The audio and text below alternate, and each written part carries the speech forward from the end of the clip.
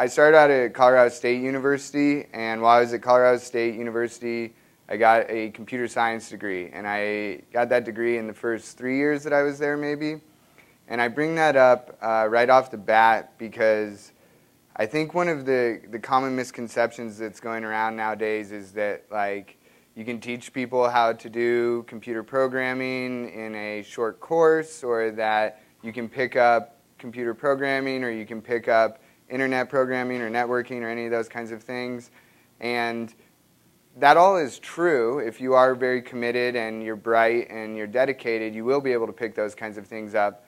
But realistically speaking, if you've never had like a very great interest in the internet or a dedicated interest to computers or things like that, then I wouldn't recommend you trying to get into things like what I do, like multimedia journalism or computer programming or Flash development, because if you're not innately interested in the kinds of things that go on with computers and applying computers towards journalism, then it's unlikely that you're going to be very happy in that field. And my experience is that when you're not very happy doing the things that you're doing, you generally don't produce that good of things. So that's why I kind of start with that. Like, I developed my computer science skills, and then actually I got really tired of computer science, and I was like, I don't want to do that anymore. I don't want to build networks. I don't want to build operating systems. I want to write. Like, I want to be a journalist. I want to start writing. So I wrote for my school newspaper. I wrote a lot of entertainment editorials. I covered the music beat. I kind of like started developing my chops there. So then I graduated from Colorado State University, and my plan was to be a writer, and this was in 2004. And I was going to be a writer, and I was going to try to write editorials, and I was going to try to do this and that, but I really didn't feel like I had the chops to get hired anywhere as a writer, being that I picked up my journalism degree in the last like year and a half or 2 years that I was there.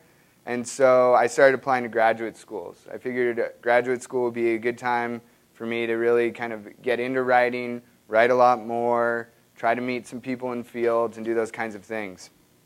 I applied at several schools across the country. It turned out I ended up going to the University of North Carolina at Chapel Hill because they have a really wonderful fellowship there called the Park Fellowship, which covers all of your costs and provides a stipend. So it's a pretty incredible fellowship for anybody who is thinking about doing more studies or more programs or those types of things. I have to give a shout out to the Tar Heels because it was a wonderful place. All right, there we go. And so I came to University of North Carolina planning to write, and when I got there, there was a really interesting guy there by the name of Rich Beckman, who was doing things in multimedia journalism that I had never heard of. And that goes for the name, too. I had never even heard of the term multimedia journalism at that time. I didn't understand what it related to. I didn't understand what it was trying to get at. But I did realize the potential to use the computer skills I had picked up and combine them with my journalism schools in a way that was really at that time only becoming possible. So, because I still like computers, but I consider them more of a hobby than what I really want to do. What I really want to do is journalism. The computer just enables me to do my journalism, much like a pen might enable somebody, or a stylus, or a paintbrush, or whatever you use, whatever different people use to do journalism. I tend to use computers and computer programming. So while I was at the University of North Carolina, we started doing these projects. Well, they were already doing these projects, but I started doing these projects along with them.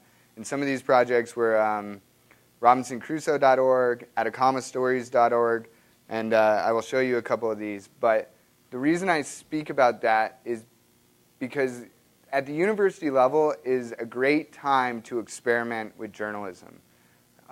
I realize this now more than I'm out of the university setting, but while you're there, you generally don't have to deal with advertising. You don't have to deal with the levels of editing that you're probably going to get when you move on. You don't have to worry about necessarily like losing your job. You don't have to worry about all sorts of things, and it should really encourage you. You don't have to worry about turning a profit. It should really encourage you to experiment, open up, try new things, try things that If you see the Times doing something and you say, hey, that's pretty cool, well, don't do exactly what the Times does. Take what you think is cool from them and push it another step. And if it fails, it fails. Like, that's okay. You should really be okay with failing, because if you don't fail, that means you're not trying hard enough, most likely. Or it means that you're trying things that have already been done and proven. That's good. Like, I started out by just mimicking a lot of things, and to this day, like, the internet is just this great crowded market where everybody kind of steals from everybody, and that's okay. But the university level is really where you should be trying to push that to another step.